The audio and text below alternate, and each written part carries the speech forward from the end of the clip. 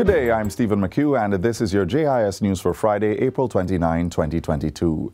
The Ministry of Health and Wellness is warning Jamaicans to expect further increases in COVID-19 cases over the coming weeks, with the highly transmissible BA2 variant being the dominant strain in circulation. However, Portfolio Minister Dr. Christopher Tufton says this is not cause for panic, as hospitalization and deaths remain flat and are not expected to see any significant increases. Still, he says unvaccinated persons remain most at risk. These numbers, as I said earlier, while not alarming, are nonetheless a reason for some caution. This is the positivity rate. They remind all of us to continue to practice as far as possible infection prevention and control measures, frequent hand washing, physical distancing, mask wearing, and staying home if you are ill. Dr. Tufton was speaking at his ministry's COVID Conversations digital press conference yesterday. He says the ministry will continue to track developments even while COVID restrictions have been relaxed. Jamaica's 7-day positivity rate now averages at 8.6%. On Wednesday, 115 new infections were recorded and one confirmed COVID-related death. Minister Tufton says the data shows that 97.8% of the COVID-19 deaths were unvaccinated persons. The private sector arm of the World Bank Group, the International Finance Corporation, IFC, has agreed to support the government of Jamaica in the development of 3 key road segments on the North Coast Corridor. Finance Minister Dr. Nigel Clark recently signed a memorandum of understanding with the IFC in Washington, D.C. The IFC will provide advisory services for the project, which covers the proposed widening of 60 kilometers of the highway from Sea Castles in St. James to Mami Bay in St. Anne. It could cost between 93 billion and 120 billion Jamaican dollars. The finance minister says Jamaica's North Coast road infrastructure is inadequate to sustain anticipated future economic activity, and as such, the government is intent on pursuing a transparent process to attract large investors who have the capital and ability to undertake this project.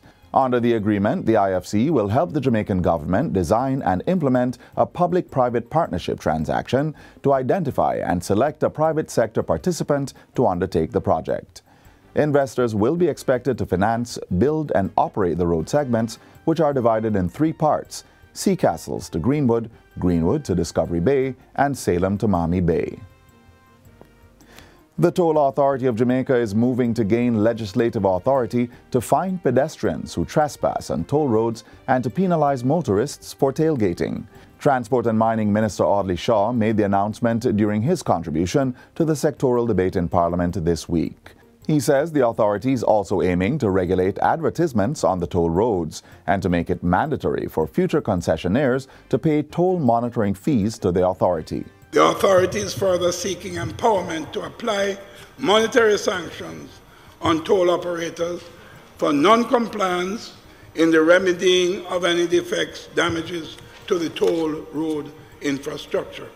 Concerns regarding pedestrians using the toll roads comes against the death of a pedestrian in a motor vehicle crash along the toll road near Linstead in late January. It's also reported that tailgating motorists have sometimes cheated the money collectors by beating the retractable barrier. Aircraft using the Norman Manley International Airport (NMIA) will have access to a rehabilitated and improved runway by September. Transport Minister Audley Shaw says the pavement improvements and rehabilitation of the runway will begin in June. The work is to be done at a cost of $4.5 million by PAC Kingston Airports Limited, PACAL, which operates the NMIA. PACAL, the operators of the Kingston Norman Manley Airport, they are in the process of implementing several projects. Among the other NMIA projects underway, PACAL is implementing a 5-megawatt solar power system, which will cost $7.8 million and provide 75% of the airport's energy requirement. Minister Shaw says the first 2 megawatts will cost $2.8 million and is set for completion next month. The remaining 3 megawatts will be completed by December 2022 at a cost of $5 million. In other news, conch exporters can breathe a sigh of relief this season as there is no increase to the levy applied on each pound of exported conch. On Tuesday, the House of Representatives passed the Conch Export Levy, Rate of Levy Order 2022, to keep the rate at US 50 cents per pound. The resolution was brought to the House by Minister of Agriculture and Fisheries, Pernell Charles Jr. That levy had remained unchanged since 2018 conch season. This was largely due to the negative economic fallout in the fisheries sector flowing from the COVID-19 pandemic, as well as loss of earnings on the part of the industrial fishers, which resulted from the closure of the conch fishing season for an extended period, and we'll note that it was reopened last year in 2021.